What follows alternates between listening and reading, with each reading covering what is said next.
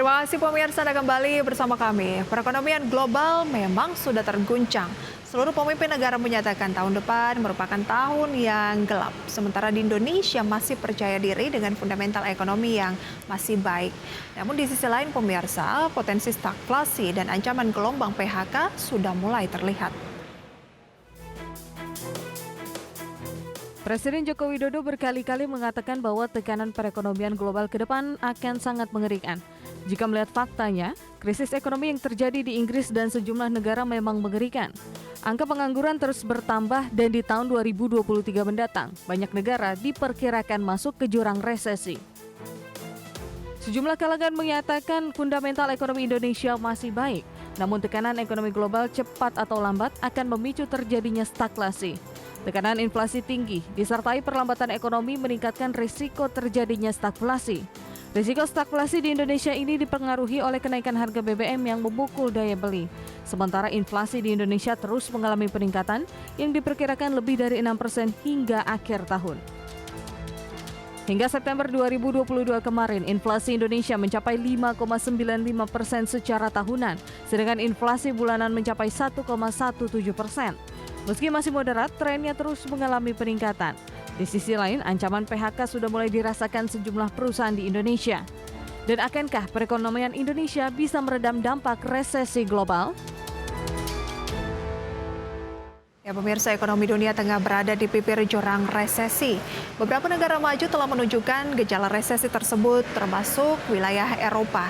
Inggris misalnya dan Amerika Serikat. Kenaikan inflasi yang sangat tinggi di negara maju ini diikuti respon kebijakan moneter luar biasa dan likuiditas ketat memacu apa yang disebut capital outflow dan juga volatilitas di sektor keuangan. Dana Moneter Internasional atau IMF menurunkan proyeksi ekonomi global dari awalnya 3,6% menjadi 3,2% saja untuk tahun 2022 ini dan 3,6% menjadi 2,9% untuk tahun 2023. Kondisi ini pemirsa akan menekan negara berkembang termasuk juga Indonesia. Sejumlah ekonom mengingatkan implikasi jika dunia mengalami resesi termasuk Amerika Serikat, Eropa dan lainnya, maka ekspor Indonesia akan terdampak karena permintaan yang turun. Jika permintaan turun, otomatis harga komoditas akan melemah. Efek rambatan atau dominonya pemirsa adalah ekspor ini akan sangat kuat jika Eropa terutama Jerman mengalami resesi. Karena ketika Eropa resesi, maka China akan terdampak. Sementara China kita tahu merupakan partner dagang terbesar Indonesia. Jika perekonomian China ini melemah, slow down, maka permintaan harga dari komoditas pemirsa akan mengalami penurunan. Padahal 60% ekspor kita masih komoditas energi. Di sisi lain, Indonesia juga akan terimbas penguatan dolar Amerika Serikat yang bisa berdampak buruk pada perusahaan di Indonesia. Dan seperti kita tahu, beberapa perusahaan di Indonesia memang banyak yang mempunyai hutang yang menggunakan mata uang dolar Amerika Serikat. Penguatan dolar ini pemirsa dipicu oleh pertumbuhan ekonomi Amerika yang melambat. Lalu kenaikan suku bunga dari The Fed akan menarik dolar ke pasar global kembali ke Amerika. Belum lagi pemirsa risiko likuiditas ketat di pasar keuangan yang dipicu oleh kehati-hatian perbankan dalam menghadapi lonjakan non-performing loan atau NPL. Di tahun 2023 mendatang, OJK juga rencananya akan melepas insentif restrukturisasi. Hal ini diperkirakan bisa memicu terjadinya NPL. Seperti kita tahu pemirsa, insentif ini diberikan selama masa pandemi. Ketika kondisi mulai berangsur normal, kebijakan restrukturisasi akan diberlakukan. Suka tidak suka, mau tidak mau, kondisi Indonesia pada tahun depan tetap penuh dengan tantangan. Terlebih lagi pemirsa, ketika pemerintah sudah menetapkan normalisasi defisit di bawah 3% harus tercapai pada 2023. Dalam kondisi tekanan ekonomi tersebut, fiskal masih tetap diperlukan. Namun hal ini sulit dilakukan karena ruang fiskal yang terbatas. Untuk bisa terhindar dari ancaman stagflasi, pemerintah perlu menjaga daya beli masyarakat karena pertumbuhan ekonomi Indonesia 50%-nya pemirsa setengahnya masih ditunjang dari konsumsi. Namun sejumlah perusahaan mulai kesulitan dan melakukan PHK. Apa sebenarnya yang menjadi penyebab utama PHK beberapa perusahaan di Indonesia? Kita simak terlebih dahulu dalam tayangan berikut ini. Badan Pusat Statistik menyatakan pertumbuhan ekonomi di Indonesia pada kuartal kedua mencapai 5,44%, lebih tinggi dari periode sebelumnya sebesar 5,01%. Meski cukup positif, tingkat inflasi mulai mengalami peningkatan. Pada September, inflasi naik menjadi 5,95% secara tahunan. Meski ekonomi masih positif dan laju inflasi masih moderat, gelombang PHK mulai menghantam Indonesia. Menteri Keuangan Sri Mulyani menyatakan masih ada resiko resesi yang dialami Indonesia sebesar 3%. Bila dibandingkan dengan Amerika, Eropa atau China, Indonesia memang masih cukup aman dari ancaman resesi 2023. Lalu kenapa gelombang PHK mulai mengancam Indonesia? Tercatat, sejak awal 2022, PHK terus terjadi di Indonesia.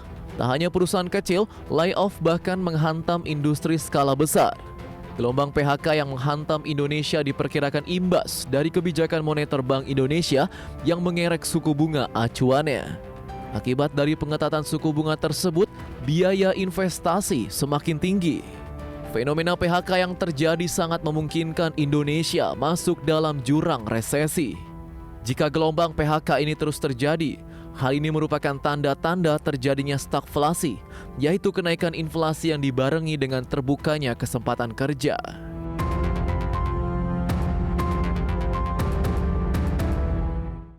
Bank Indonesia pernah mengatakan ancaman stagflasi akibat kenaikan harga komoditas global dan suku bunga tinggi masih terus mengemuka.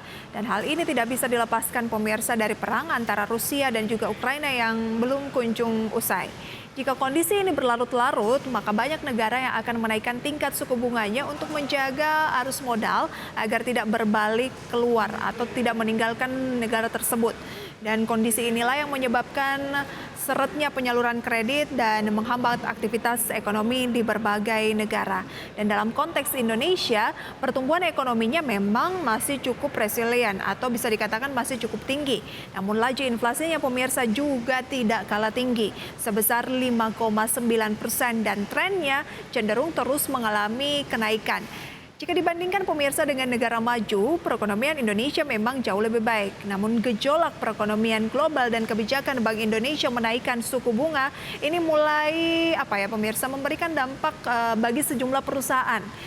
Sejumlah perusahaan dari berbagai sektor mulai terus melakukan pemutusan hubungan kerja atau PHK. Dan dalam beberapa waktu terakhir ini, setidaknya ada 3 perusahaan pemirsa yang melakukan PHK kepada sebagian karyawannya. Di antaranya mungkin yang cukup fenomenal adalah Shopee, kemudian pemirsa ada Karsam, dan juga ada Fintech Sendit yang memangkas sekitar 5% pekerjanya. Ya, karena tekanan ekonomi global sejak 2022 ini pemutusan hubungan kerja sudah terjadi. Di antaranya pemirsa seperti startup Tanihub, kemudian juga ada Link Aja, Si Cepat, Cidi.id, Indosat Oridu, kemudian pemirsa Kisan yang melakukan layoff terhadap 300 orang karyawannya. Pemutusan hubungan kerja terjadi pemirsa hampir di semua sektor. Seperti yang kita lihat tadi ya, perusahaan-perusahaan tersebut sektornya tidak semuanya itu sama, tapi berbagai sektor atau multisektor. Dan gelombang PHK yang menghantam Indonesia ini merupakan dampak dari kebijakan moneter Bank Indonesia yang mengerek suku bunga acuannya.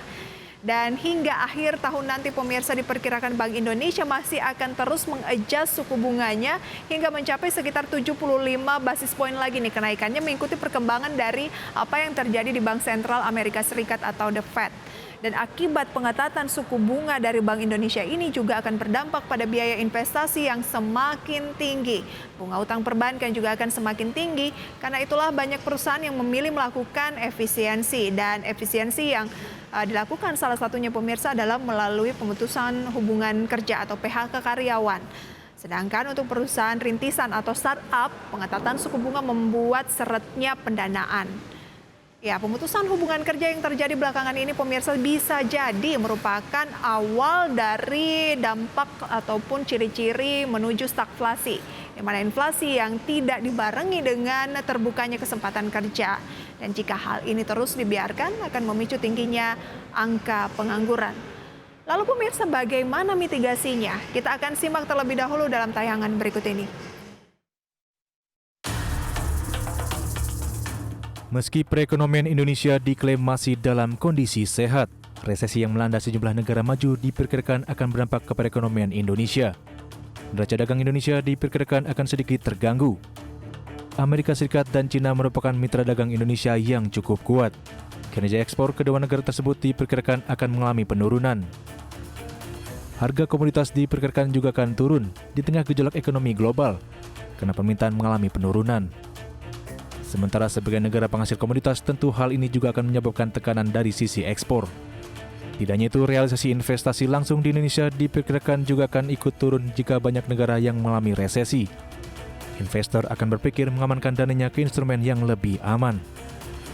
Karena itulah pemerintah perlu melakukan berbagai mitigasi agar gejolak ekonomi global tidak merambat ke Indonesia. Salah satu cara yang bisa dilakukan adalah menaikkan subsidi energi.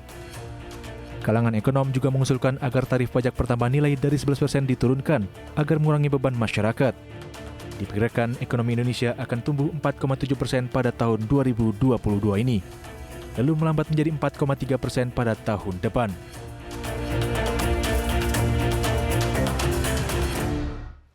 Di balik fundamental ekonomi yang masih baik, tersimpan sejumlah tantangan yang tidak mudah. Pemerintah Indonesia harus melakukan berbagai cara untuk meredam dampak resesi yang dirasakan oleh berbagai negara.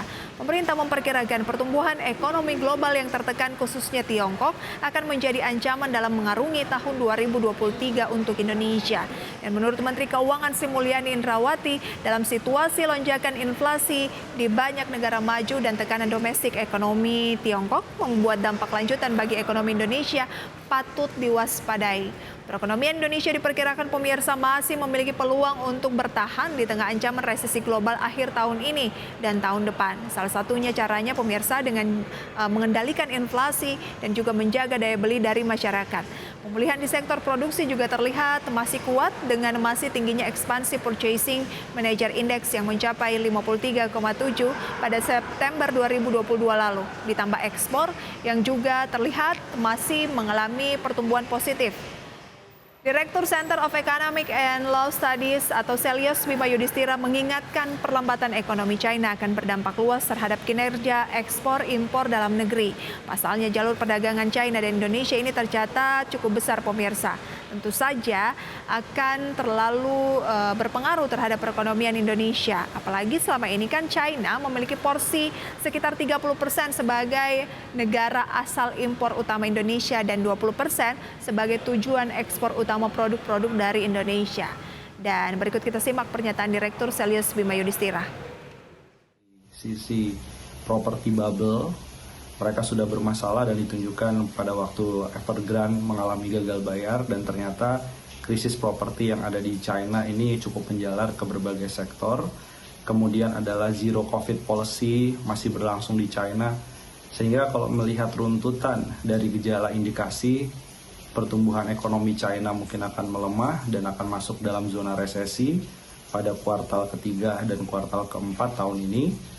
Artinya Indonesia harus bersiap-siap menghadapi pelemahan yang bahkan efek dari China atau Tiongkok jauh lebih besar terhadap perekonomian Indonesia karena porsi perdagangan dan investasi yang lebih besar bahkan dari Untuk mewaspadai dampak-dampak negatif dari global seperti resesi, kemudian juga stagflasi, pemirsa ya, ini membuat pemerintah sudah melakukan berbagai upaya termasuk memberikan ataupun menyalurkan bantuan langsung tunai untuk menjaga daya beli di tingkat masyarakat agar tidak terjadi pelemahan pemirsa, karena perekonomian Indonesia tadi sebagian besar ini memang masih ditopang oleh daya beli masyarakat atau konsumsi dari masyarakat. Dan sejumlah ekonom juga sempat mengusulkan pemirsa agar ada keringanan pajak pertambahan nilai agar daya beli kelas menengah atas juga masih bisa terjaga.